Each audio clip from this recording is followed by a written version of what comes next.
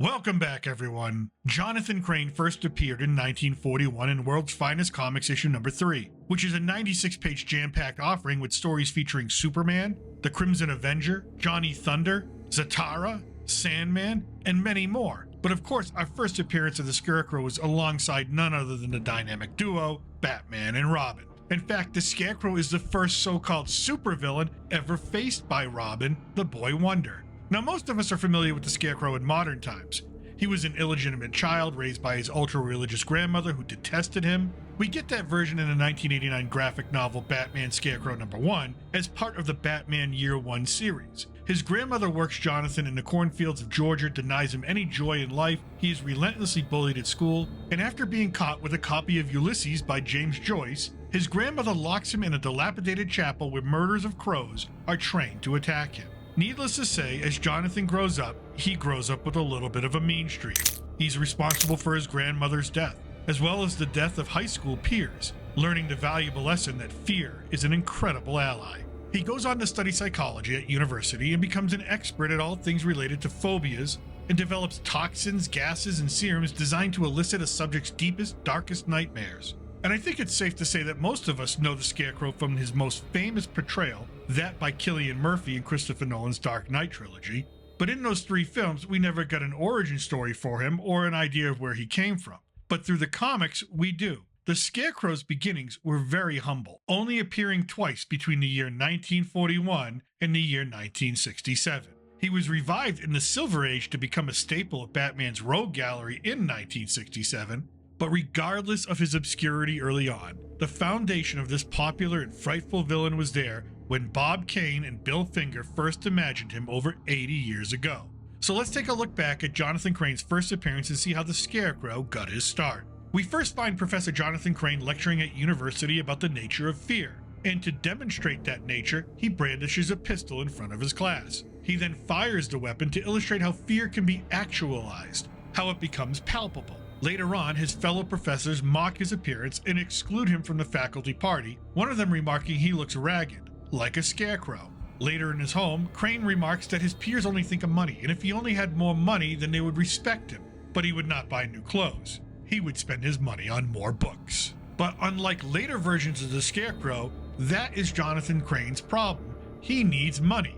Lots of it. The next day in class, Crane uses the example of extortion by fear to get money as his lecture subject. This idea later on stimulates inside his twisted brain that the criminal line of thought may be useful. Crane decides that if people think he looks like a scarecrow, then that is exactly what he will be. The perfect symbol of poverty and fear combined. 3 nights later at the home of a certain businessman, the Scarecrow appears and tells the man that he is there to sell his services. The businessman is Frank Kendrick, and he is being sued by his partner because Frank stole money from him. The Scarecrow tells Kendrick that he can frighten his partner into not suing him, to which Frank accepts the offer. The Scarecrow then appears at the home of Frank's business partner and attempts to frighten him into dropping the lawsuit. To make sure the message is received, the Scarecrow shoots the man and warns next time it will be fatal. Meanwhile, Batman and Robin are on patrol and hear the sound of the gunshot. They go to investigate and see what looks like a walking scarecrow on a nearby fire escape. They swing into action. As the dynamic duo race down after the Scarecrow, a bullet nearly misses the Batman. Before the Scarecrow can get off another shot, the Batman counters and takes a giant leap and lands on top of the Scarecrow before he can aim properly, and smashes his head against a trash can. The Scarecrow counters with his own punch to the Batman's face, and Robin tries to intervene, but he gets a flying garbage can for his trouble. This is enough to allow the Scarecrow to leap away into the dark as police sirens are heard in the distance. The police question Kendrick about his involvement, to which he denies everything, and without any real proof,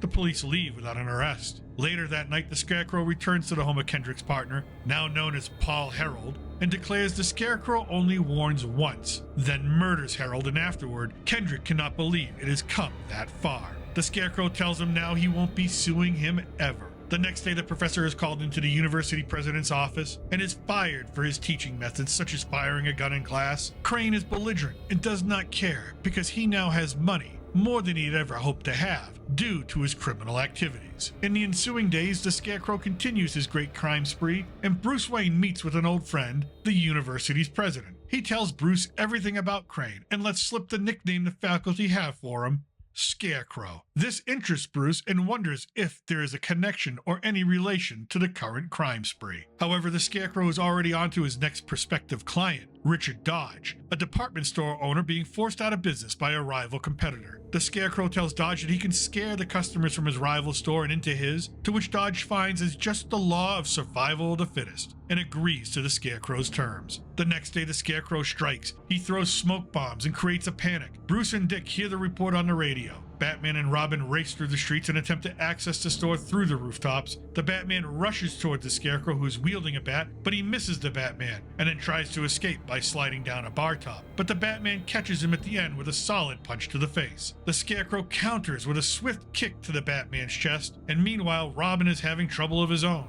Robin turns to see his partner in danger. He hurls a bowling ball at the Scarecrow, knocking him down, but the Scarecrow is quick to recover and throws another firebomb. But Robin, realizing he's in the sporting goods department, is able to take it out with a bow and arrow. Sawdust rains down harmlessly as the Scarecrow escapes again, and the security guards realize that they were mistakenly fighting against the dynamic duo. An eyewitness tells the Batman that the Scarecrow stole 2 rare books, which for the Batman fits Crane's profile even more. After telling Robin to stay in uniform, the Batman dons a disguise and knocks on Crane's door to ask if he can use the telephone due to car trouble. Crane lets him in. The disguised Batman asks about his rare book collection, and Crane tells him to mind his own business. After leaving, the Batman removes his disguise and tells Robin that tomorrow he will question Dodge about his involvement in all of this. However, the Scarecrow is on to the Batman, not being fooled by the disguise. He sees Batman and Robin and overhears their conversation and vows that they will only find Dodge dead. The Scarecrow steps out into the night again on his way to take care of Dodge, but he hears a voice and turns to see the Batman, who tells him that he knew that if he talked loud enough that it would draw him out. Now he knows that Jonathan Crane is the Scarecrow. The Scarecrow fires a shot at our heroes and leaps into a nearby playground. Robin attempts to use a swing to leap on top of the fleeing villain, but is caught with a bony, gnarled fist to the face. As Robin lay prone, the Scarecrow raises his pistol. The Batman is too far away to stop it, but the Scarecrow is too preoccupied to remember that the playground swing Robin used is still moving,